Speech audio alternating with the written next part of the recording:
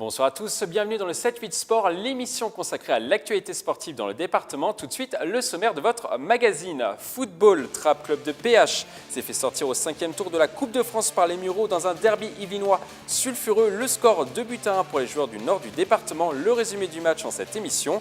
Cyclisme sur piste, les championnats d'Europe débutent ce mercredi au Vélodrome national de Saint-Quentin en Yvelines. Pour nous parler de la compétition, nous avons rencontré Arnaud Courtier, le directeur général de la Fédération française de cyclisme. Course à pied, la 7e édition du Trail des 7 hameaux était programmée comme toutes les années dans la vallée de Chevreuse au départ de Magny-les-Hameaux. Plusieurs options étaient proposées aux coureurs, la marche nordique, un trail de 14 km et un autre de 28 km. Plus d'informations à suivre. Gros plan à présent sur les principaux résultats du week-end.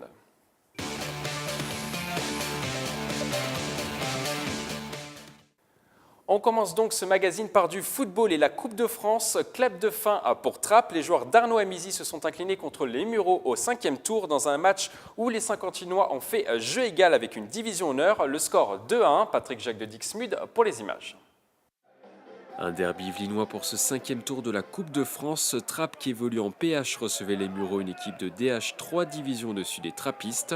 Le match débute mal pour les Saint-Quentinois. À la 19e minute de jeu, les Muriotins marquent après un cafouillage. Un but qui donne des ailes aux Verts. La défense trappiste doit s'employer à plusieurs reprises pour éviter le but du break avant la mi-temps. Ça fait plusieurs années qu'on a à peu près le même groupe, la même défense. Après, à Trappes, on a toujours eu l'esprit guerrier, donc voilà, ça s'est ressenti aujourd'hui et sur tous les autres matchs. Au retour des vestiaires, Trappes revient avec de meilleures intentions et fait jeu égal avec les Mureaux. Les Rouges exercent un gros pressing et monopolisent le ballon. On perd 1-0 à la mi-temps, on a un peu de mal à rentrer dans le match. Mais bon, on a été un peu secoué à la mi-temps. On avait dit qu'on n'avait rien à perdre, pas de pression et on a joué un peu plus libéré, du coup ça s'est ressenti sur la deuxième mi-temps. Malgré le jeu développé sur la seconde période, les Mureaux marquent à la 80e minute sur corner 2-0. Trappes réduit le score dans les dernières minutes sur pénalty par Amidou Sissoko. Un but anecdotique, les Verts l'emportent 2-1 et se qualifient pour le 6e tour. C'est une défaite logique, hein. Donc l'écart de niveau entre une PH et une DH s'est vu, hein. Dans la maîtrise, voilà, le sang-froid, ils ont marqué dans les moments clés. Donc après nous on a essayé d'exister, mais bon, il y avait quand même un écart entre une PH et une DH. On prend le deuxième but sur un coup de pied arrêté à 10 minutes de la fin. Ça joue sur des détails. Voilà, on a vu la différence de niveau sur le deuxième but. Maintenant, c'est à nous de bosser pour pouvoir les rejoindre un jour. Trappes va à présent refermer cette parenthèse Coupe de France pour se reconcentrer sur le championnat. Les joueurs d'Arnaud Amizi sont 12e de PH après 3 journées disputées. Une mauvaise nouvelle pour Trappes, mais une bonne pour les Yvelines. Le département comptera 4 représentants au 6e tour de la Coupe de France. Les Mureaux qui ont éliminé les Trappistes sont abonnés au club de PH et joueront contre les Clessouilly. De son côté, le FC Montois se déplacera sur le terrain de Viry pour un match entre équipes de CFA. Poissy se rendra à Bobigny pour ce 6e tour. Enfin, Versailles, qui a étrillé ce dimanche les Ultramarines 8-0, recevra le Blanc-Ménil. Le prochain tour se déroulera le week-end prochain. Du ballon rond, on passe au ballon ovale. Tout va bien pour le Sky Rugby dans le championnat de promotion d'honneur. Les Saint-Quentinois se sont facilement imposés contre Marcoussis ce dimanche. Le score est sans appel 45-10. Au classement, le Sky est premier avec 3 victoires en 3 matchs et 14 points engrangés depuis le début de la saison. Rambouillet de son côté est 4e du championnat. Si tout va bien du côté du Sky Rugby, plaisir va encore mieux. Les joueurs de Jean-Mis ont enregistré leur 4e victoire consécutive dans ce championnat de Fédéral 3 en 4 matchs disputés. Leur victime du jour, Boulogne-Billancourt, les Plaisirois les ont étriés à 44-7. Une victoire qui ne permet pas à Plaisir de prendre la tête du championnat. Cette poule 2 de Fédéral 3 est toujours dominée par Ris-en-Angis. Du handball à présent, rien ne va plus pour les féminines de Montigny-Bretonneux. Les Unimontaines se sont inclinées 26-22 sur le terrain de Lisieux à l'occasion de la 4e journée du championnat de National 2. Au classement, Montigny se retrouve à la 10e place sur 12 équipes. Le bilan est de 3 défaites et 1 victoire depuis le début de la saison. En basket, l'équipe senior de l'ESC Trappes s'est imposée 89-81 ce samedi dans son gymnase contre l'Union sportive Fécampoise. C'est la première victoire de la saison pour les trappistes qui remontent à hauteur du Val-de-Seine au classement et à 3 points du leader. Prochain match pour les Saint-Quentinois le samedi 29 octobre sur le terrain de Marly-le-Roi. Course à pied à présent, le trail des 7 hameaux était organisé pour la 7e fois à Manille-Hameau ce dimanche. Cette année, plus de 1200 coureurs se sont inscrits pour la compétition. Au programme, plusieurs options. Les runners pouvaient choisir entre la marche nordique, le 14 km ou encore le très sportif 28 km qui fait partie du Challenge Trail des Yvelines. Comment gérer une course aussi longue avec des dénivelés dans la vallée de Chevreuse? Notre journaliste Patrick Jacques de Dixmude est allé demander la recette aux participants juste avant le départ.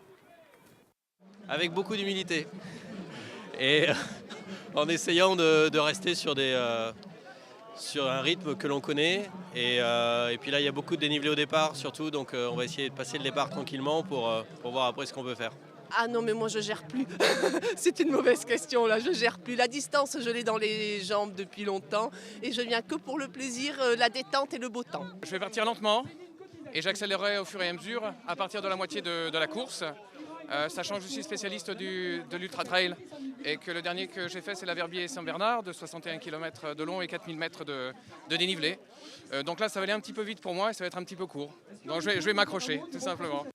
S'il y en a bien un qui a réussi à gérer sa course, c'est lui, Bertrand Gans du club de l'AC Verneuil. Le coureur a réussi à remporter la course de 28 km en 2h01 avec une moyenne de 13,6 km/h. Le sportif a devancé de près de 11 minutes le second, Alexandre Quétier.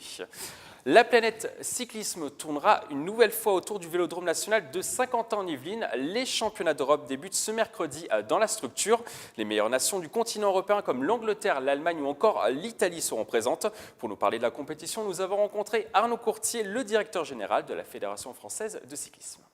Les championnats d'Europe de cyclisme sur piste sont organisés au Vélodrome de Saint-Quentin en Yvelines du 19 au 23 octobre. Pour nous parler de la compétition, je suis avec Arnaud Courtier, le directeur général de la Fédération française de cyclisme. Arnaud Courtier, est-ce que ça sera une grande fête vraiment ces championnats d'Europe ? Bonjour, oui ce sera une grande fête comme à chaque fois que nous organisons un événement international au Vélodrome national de Saint-Quentin en Yvelines parce que nous avons des athlètes qui sont là, de nombreux pays pour ces championnats d'Europe, un public local et aussi international qui vient, donc une grande fête et une grande fête du cyclisme avant tout. Il y aura des cyclistes de haut niveau, on peut le dire. Ah oui, des cyclistes de haut niveau, de très haut niveau, qui soient français, qui viennent du Royaume-Uni, d'Allemagne, d'Espagne ou de pays plus lointains. L'Europe sportive est bien plus élargie que l'Europe politique. Nous avons pratiquement une trentaine de pays qui participent à ces championnats d'Europe. Et la France envoie quand même une équipe compétitive avec des têtes d'affiche. Des têtes d'affiche, Laurie Berton, Sylvain Chavanel, Quentin Lafargue, des plus jeunes aussi. On prépare la relève pour l'avenir, donc ça va être très très intéressant à observer, et particulièrement pour les années à venir. On est vraiment en opération reconquête, vraiment pour cette équipe de France qui n'a pas brillé aux Jeux Olympiques, qui a seulement fait une médaille de bronze sur piste. On est vraiment en opération reconquête ici et on veut le faire devant un public saint-quentinois en feu. Exactement, on a besoin du soutien des Saint-Quentinois, reconquête, oui, surtout préparation de l'avenir. Une Olympiade se termine, nous sommes d'ores et déjà dans la préparation de la prochaine, c'est-à-dire Tokyo en 2020. Et donc il y a tout un travail qui va se faire pendant ces 4 années, qui démarre pendant ces championnats d'Europe.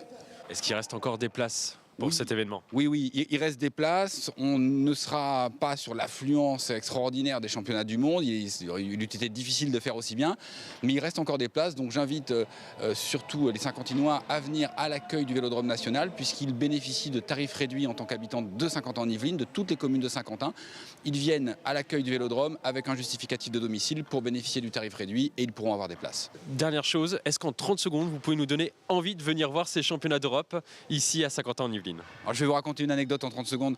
Lors des championnats du monde, moi j'étais pas un expert de la piste et dès le premier jour, dès la première médaille, j'étais debout sur un fauteuil, les bras en l'air en train d'hurler. Ça vous prend aux tripes, c'est un spectacle fantastique. Où qu'on soit assis dans le Vélodrome, on voit très très bien le spectacle. Donc même en prenant une place catégorie 3, la moins chère, on est très bien installé. C'est un spectacle fantastique, ça n'arrête pas. Les sessions démarrent dans l'après-midi, finissent dans la soirée. C'est non-stop. Pour le prix d'un billet très raisonnable, ça vaut vraiment le coup de venir.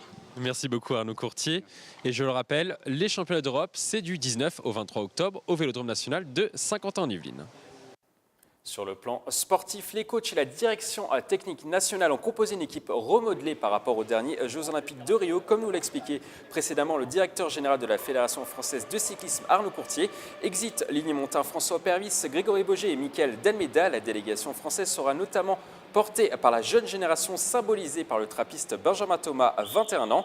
Malgré ce manque d'expérience, les objectifs ne seront pas revus à la baisse. On écoute l'entraîneur piste endurance de l'équipe de France, Steven Henry. L'année dernière, pour la partie endurance, il y avait eu 6 médailles au championnat d'Europe en Suisse. Donc l'idée, c'est de faire aussi bien et peut-être transformer certaines médailles d'argent ou de bronze en or. Donc oui, des gros objectifs de médailles et de médailles d'or. Séquence découverte. À présent, le championnat de France de majorette est programmé les dimanches 23 et 30 octobre à Saint-Cyr-l'École. Coup de projecteur aujourd'hui sur l'équipe locale, les Saint-Cyriennes, qui s'entraînent en vue de l'événement. Patrick Jacques de Dixmude pour les images. Quand tu as fait après satisfaction, ta main elle est comme ça. Tu l'attends ou tu l'arranges. L'autre? Ouais. Fais attention à tes mains. Ce dimanche matin, l'entraînement est plus intense à l'approche des championnats de France de majorette de Saint-Cyr-l'École. Une compétition organisée les dimanches 23 et 30 octobre au gymnase Gérard Philippe. Le club local, les Saint-Cyriennes, créé en 1968, espère décrocher à cette occasion de nouvelles médailles et promouvoir cette discipline originaire des États-Unis encore méconnue du grand public français. La majorette, c'est de la danse, du maniement de bâton et on fait un peu de gym aussi. Donc tout ça s'est rassemblé et on fait des danses tout au long de l'année et on se présente à des concours solo, duo et 1er mai. Donc le 1er mai c'est groupe et là c'est des solos. Solo, on fait une danse. Pour les premières catégories c'est 2 minutes 30. Pour les plus grandes c'est 3 minutes 30. Pour remporter la compétition, les 58 majorettes du club âgés de 6 ans à 50 ans ont toute une astuce. Il faut être une bosseuse.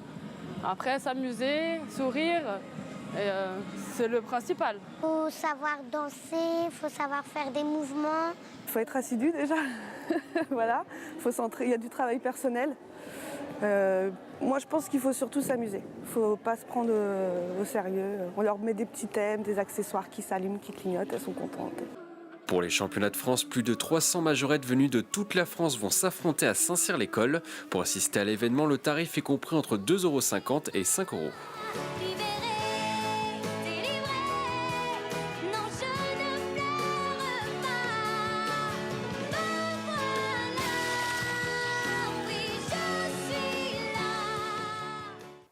On ouvre à présent une page boxe. Le Boxing Club de la Verrière vient de créer une toute nouvelle section dans sa structure. Des cours exclusivement féminins d'aérobox, un mélange entre l'aérobic et le sport de combat. 2 créneaux animés par une coach diplômée sont ouverts le lundi de 14 h à 15 h et le vendredi de 18 h à 19 h au gymnase du Bois de l'Étang. Présentation de ce cours par l'entraîneur de la section, Lucille Lefebvre. C'est des mouvements de boxe en musique.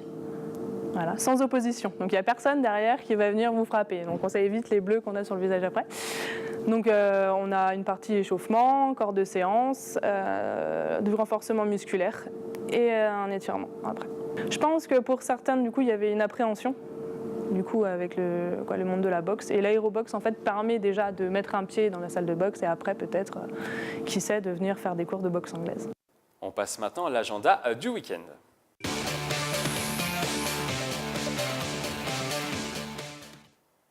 On en parlait précédemment, les championnats d'Europe de cyclisme sur piste sont programmés de ce mercredi à ce dimanche au Vélodrome national de Saint-Quentin en Yvelines.